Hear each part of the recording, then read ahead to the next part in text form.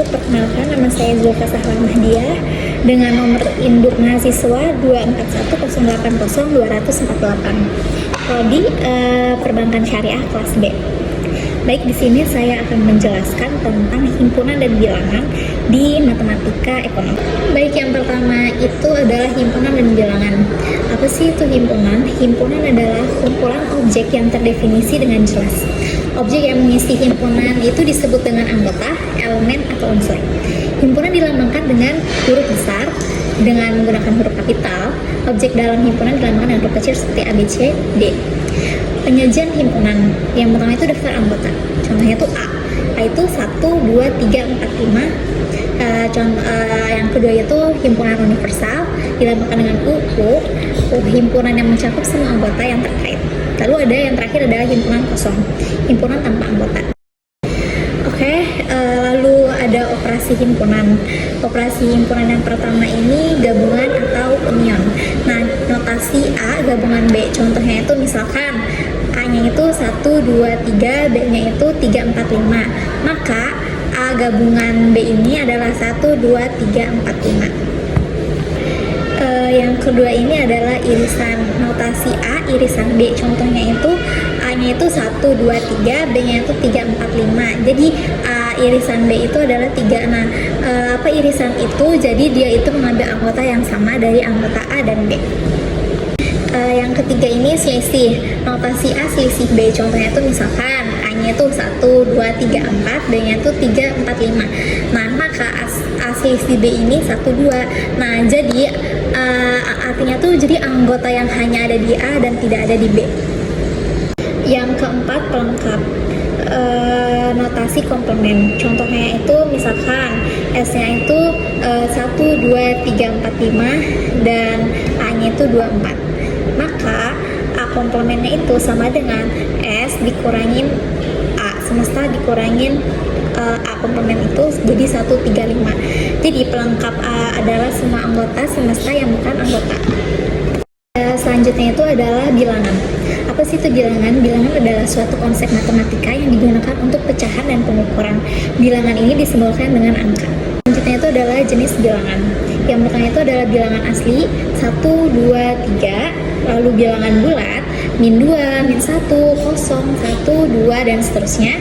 Lalu bilangan rasional. Bilangan rasional ini dapat dinyatakan sebagai pecahan.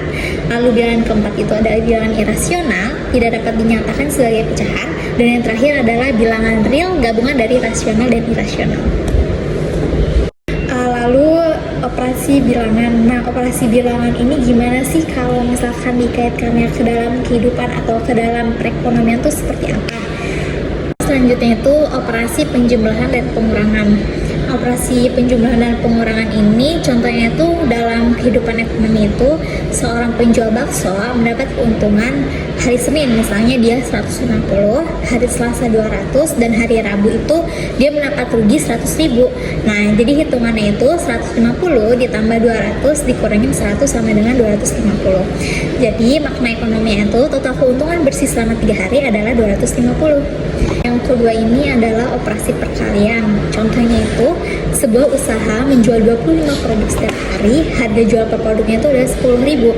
Nah, jadi 25 produk ini dikali 10.000 hasilnya 250. Jadi total penjumlahannya itu adalah 250. Tiga adalah operasi pembagian. Contohnya itu sebuah perusahaan mendapatkan laba 1.200.000 dan dibagi rata kepada 4 investor. Hitungannya itu jadi 1.200.000 dibagi 4 sama dengan 300. Maka setiap investor itu mendapatkan 300. Keempat itu operasi pecahan. Contohnya itu seorang pemilik toko menyisihkan 2/5 dari laba bulanannya untuk menambah modal. Jika laba bulanannya 5 juta, hitungannya itu jadi kayak gini. 2/5 dikali 5 juta sama dengan hasilnya itu 2 juta. Nah, 2 juta ini ditambahkan ke modal.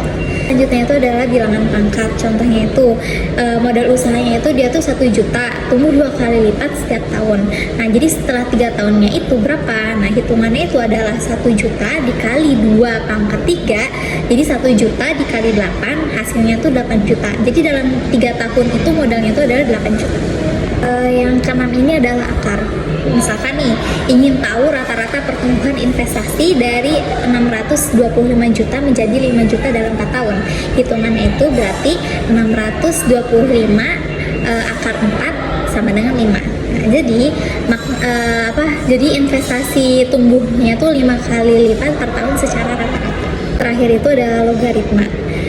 Contohnya itu kayak berapa tahun sih dibutuhkan agar uang 5 juta ini menjadi 625 juta dengan pertumbuhan 5 kali lipat per tahun. Nah, jadi hitungannya itu 5 pangkat X sama dengan 625. Kemudian logaritma dari 625 itu jadi 4. Jadi diperlukan 4 tahun agar uang bertumbuh menjadi 625 juta. Mungkin cukup sekian yang dapat saya sampaikan, kurang lebihnya mohon